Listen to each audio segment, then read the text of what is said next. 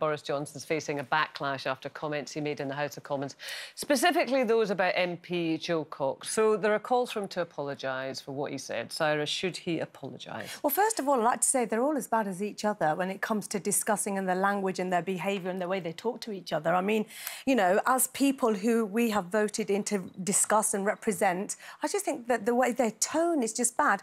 But did he cross a line? Did he cross a line? Look, I'm not a massive fan of Boris's, but I like to see the good in people. And I genuinely, this is what I think, I genuinely do not think that when he uses that language in the context of Brexit, that he is doing anything sinister. That is my opinion. I think that when he talked about Jo Cox and the fact that, you know, to get Brexit done, in her memory, as a politician, that's what she would want politicians to do, is to make a decision, move forward and represent their constituents. And I personally, on this occasion, do not feel that what he was saying was sinister. What do you think, Nadia? Well, I think everything is about intentions, isn't it? And I think a lot of people want an apology. And how about, rather like when you've got two kids that have fallen out, you get both sides to say, listen, I didn't mean any offence. I can see it's hurt and upset some people. I can see how maybe my words have been misread, and I apologise for that. Both sides come together, say sorry, and then start again. The thing is, this ruling by dividing is not getting us anywhere. We need to pull together, and we need to start talking reasonably.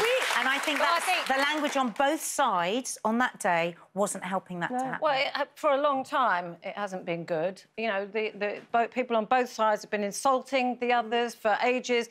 That was a massive fight. It was a war of words going on in the House of Commons that day. I thought that was. Well, I mean, I suppose just to give it a bit of context, what she was saying was that the tone of the debate, absolutely, from all sides, has led to a position that politicians of all sides are now being subjected to some terrible death threats. She, Paula Sheriff, has been subjected to some pretty hideous stuff.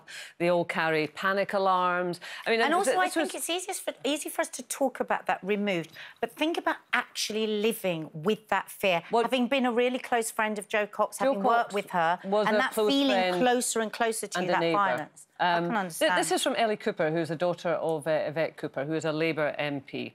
And she's 20 years of age, I think, Ellie Cooper. She says, I am scared. I am scared when I scroll through her replies to her tweets calling her a liar and a traitor. I'm scared when her house gets fitted with panic buttons, industrial locking doors and explosive bags to catch this mail.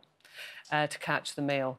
So that is the daughter of one MP, and lots of MPs will have those kind of stories. On both sides. Yeah, no, OK, all right. On both sides. Put it all down to Boris Johnson. I wasn't going to. He's like... No, but everybody is. All the newspapers, everything is about Boris Johnson causing all this bad language, and stop using the word surrender, stop using the word capitulate.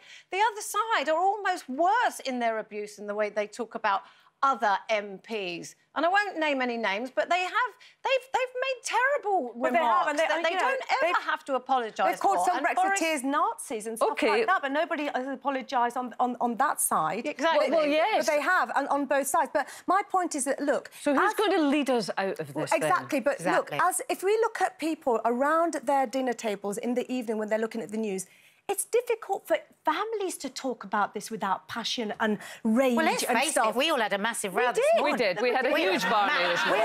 We had a huge Barney. So you just have to think... No, but Sarah, let me interrupt you. We all had a massive humdinger because passions are running high and everybody feels the other side is unreasonable. That's right. And we all have to respect that, oh, God, you think I'm unreasonable, I think you're unreasonable. Right, that is accepted.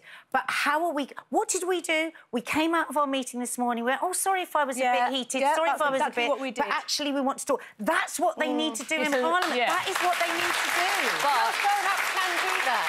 Most grown-ups But they're behaving like children. But there's a lot of anger about But, I mean, to go back to Boris Johnson, I'm sorry, I'm not in any way putting the blame at his door, but having said that, to get us all out of the situation that we've got into, wrong on all sides, we need a leader. We need somebody to lead us out of this. We need a general election. Well, no, but we need at this point a leader. Yeah, but we need a general election. No, but at the moment, we have a government, we have a Prime Minister who, amongst that lot of people is going to say, I'm going to set a different example here. I am going to try and take us in a more cohesive I can't see path. anyone. Because whoever is the Prime Minister, they are the Prime Minister for 100% of the country, not 52 or 48% of the country. Yeah. They're the Prime Minister for all of us. Yeah. Who's going to be that person? Yeah. But anyway, moving on. I've got some get it good news done for you, then. Carol. I've got some good news for you. What? She's already You're just taking too it as bad annoying the way you've always got to get the last word in, so nobody else can challenge or argue with you. OK, go on then. Go on then. Go on then, it's all yours. She does, doesn't she? It's all yours. But you talk about the 48 and the 52%, but it was a national referendum, and the people who voted to leave the European Union, the 52%, they won it. And for 3 whole years and longer, that has been denied. It's been taken away from the people who want it, and it's been done mainly by the people in Parliament. And that's all there is to it. So you can't suddenly just go, oh, Boris needs to, like, take into account the feelings of the 52%. Outside of Brexit, he's It's still not got to be... done. Outside of Brexit, he's still got to be Prime Minister for 100% of the people. Outside of Brexit, it's all we talk about. But what about everything else? I know. Education, housing, all of And that. he tried That's for to carry 100% on.